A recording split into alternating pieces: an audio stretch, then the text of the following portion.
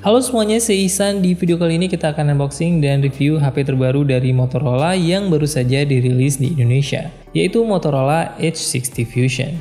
Pertama kita akan unboxing dan lihat secara singkat apa saja isi paket penjualannya.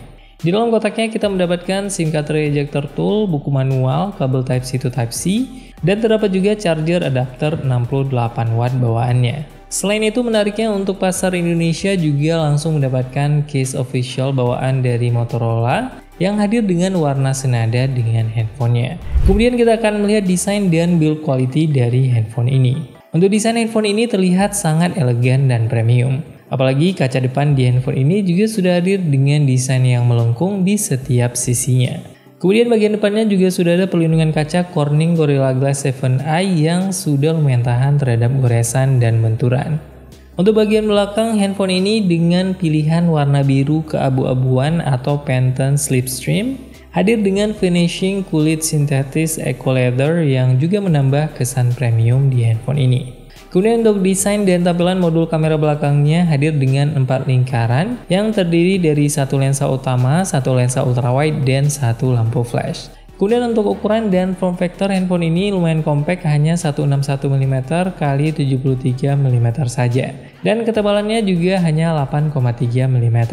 Jadinya handphone ini terasa sangat compact dan enak digunakan dengan satu tangan saat mengaktifkan navigasi menggunakan gesture. Apalagi dengan beratnya yang hanya sekitar 180 gram saja dan desain kaca yang melengkung di bagian depan membuat handphone ini sangat enak digunakan dengan satu tangan. Kemudian untuk bagian layarnya, handphone ini sudah menggunakan layar berukuran 6,67 inci dan sudah bertipe Super POLED Quad Curve Display. Jadi sudah melengkung di seluruh bagian layarnya. Dan resolusinya juga sudah Super HD Plus 2712 x 1220 pixel. Dan refresh rate-nya juga sudah super mulus 120 Hz. Untuk layarnya terlihat sangat detail dengan aspek rasio 20:9 dan kerapatan pixel 446 ppi. Layarnya juga sudah sangat cerah dan bisa mencapai kecerahan maksimal hingga 1500 nits. Kemudian untuk ukuran bezel di bagian layar depan sudah terlihat sangat tipis, apalagi layar depannya juga sudah melengkung di seluruh sisinya. Selanjutnya kita akan melihat posisi port, tombol, dan speaker yang tersedia di handphone ini. Pada sisi bawah handphone ini terdapat speaker yang sudah stereo, kemudian ada port USB Type-C, ada lubang mikrofon, dan ada juga SIM card tray yang mendukung dual nano SIM hybrid. Jadi kalian tetap bisa menggunakan micro SD card di handphone ini, kalau kalian hanya menggunakan satu kartu SIM saja.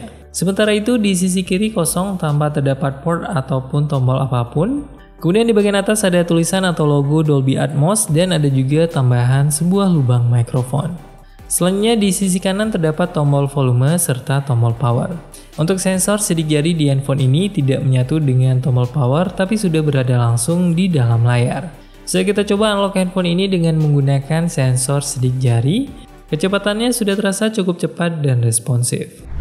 Kemudian kita akan melihat sensor dan konektivitas di handphone ini. Untuk konektivitas selain sudah hadir dengan jaringan 5G, koneksi Wi-Fi, dan juga Bluetooth versi 5.4, handphone ini tentunya juga sudah hadir dengan sensor gyroscope dan ada juga fitur NFC.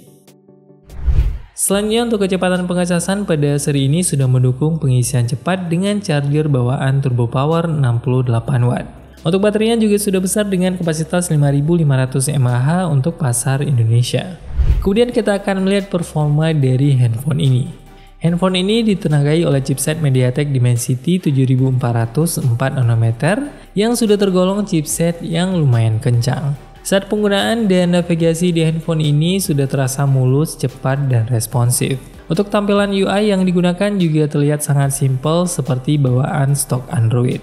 Untuk tampilan animasi saat buka dan tutup aplikasi juga terasa sangat mulus dan cepat.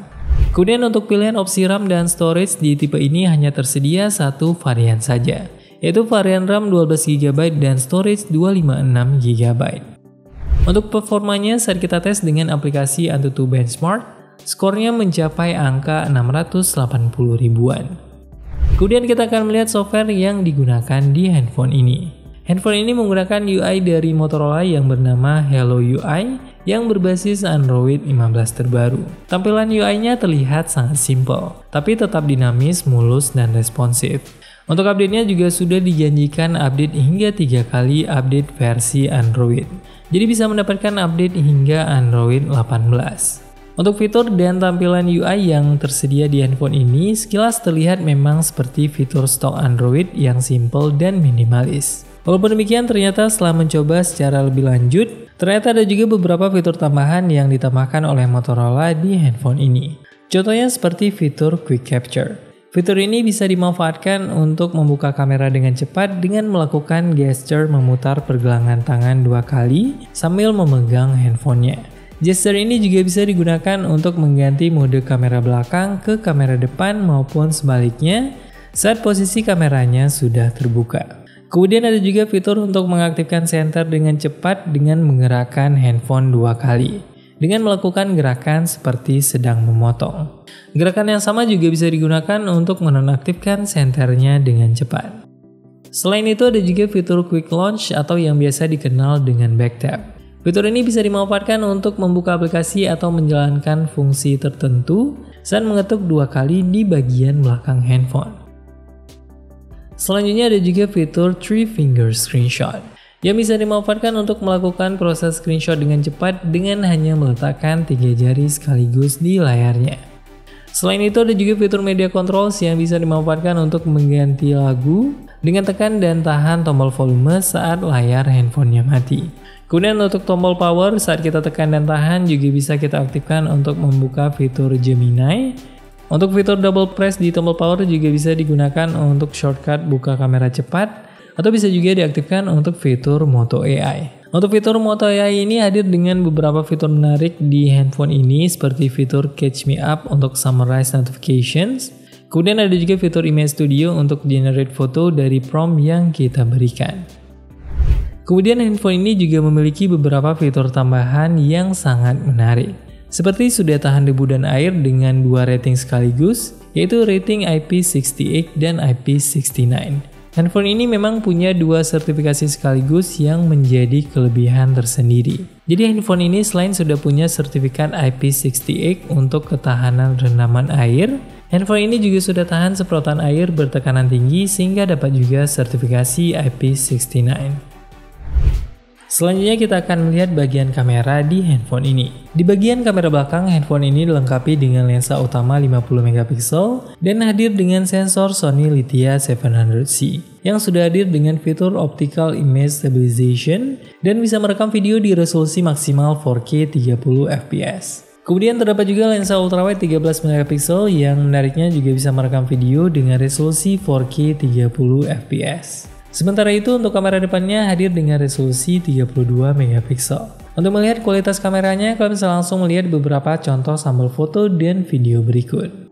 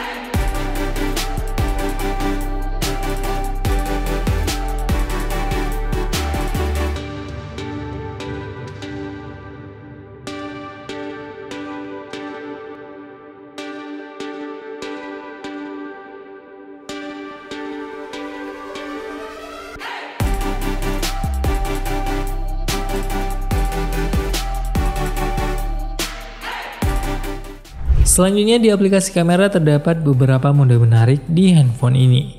Di mode foto kita bisa memilih opsi lensa mulai dari lensa ultrawide 0,5 kali dan juga bisa di zoom videonya hingga 10 kali zoom. Selain itu di bagian paling kiri juga terdapat pilihan opsi makro yang akan memanfaatkan lensa ultrawide untuk mengambil foto jarak dekat, yang bisa menghasilkan fokus yang lebih baik dibandingkan lensa makro dengan resolusi rendah. Kemudian di mode video kita bisa memilih lensa mulai dari lensa ultrawide 0,5 kali dan juga bisa kita zoom hingga maksimal 6 kali zoom. Kemudian untuk fitur makro juga ada di mode video, yang akan memanfaatkan lensa ultrawide untuk mengambil video jarak dekat dengan fokus yang lebih baik. Kemudian di bagian paling kiri terdapat mode slow motion yang bisa merekam video slow motion dengan resolusi maksimal Full HD 120 fps atau bisa juga di HD 240 fps. Selanjutnya di bagian kanan mode foto terdapat mode portrait dengan 3 opsi lensa. Ada opsi 24mm, 35mm, dan 50mm. Kemudian terdapat juga mode Pro di bagian kanannya. Kemudian di bagian paling ujung kanan terdapat mode More yang berisi berbagai mode-mode lainnya. Untuk fitur keamanan di handphone ini juga sudah hadir dengan fitur keamanan yang bernama ThinkShield dari Motorola. Jadi kesimpulannya Motorola S60 Fusion ini adalah pilihan yang sangat menarik, khususnya untuk kalian yang sedang mencari smartphone kelas menengah rasa flagship. Baik dari segi desain, fitur premium maupun pengalaman software yang simple dan ringan. Handphone ini juga hadir dengan desain layar quad curve yang mewah dan menggunakan finishing unik di bagian back cover belakang dengan menggunakan material kulit sintetis Eco Leather, sesuatu yang jarang ditemukan di kelas harga ini. Handphone ini juga hadir dengan sertifikasi IP68 dan IP69 sekaligus, menjadikannya salah satu handphone yang tangguh di kelasnya. Untuk bagian layar, handphone ini juga sudah hadir dengan layar OLED dengan resolusi 1.5K dengan refresh rate 120Hz dan tingkat kecerahan yang bisa mencapai hingga 1500 nits. Dari segi kamera, kalian akan menemukan setup yang solid dengan kamera utama 50MP. Kamera ultrawide 13MP di handphone ini juga berfungsi sebagai kamera makro untuk fokus jarak dekat. Untuk performa, Motorola S60 Fusion ditenagai oleh chipset MediaTek Dimensity 7404nm yang sudah tergolong chipset yang lumayan kencang. Kemudian handphone ini juga sudah hadir dengan Android 15 terbaru dengan Hello UI yang sudah cepat dan responsif untuk penggunaan harian dan gaming ringan. Kemudian untuk baterai handphone ini juga sudah lumayan besar 5500 mAh dan untuk pengecasan juga sudah mendukung turbo power 68W yang bisa mengisi baterai handphone ini dengan cepat. Untuk harganya kalian bisa mendapatkan handphone ini dengan harga spesial Rp5.299.000 dan akan dijual perdana di tanggal 23 Mei 2025. Semoga video ini bermanfaat. See you in the next video.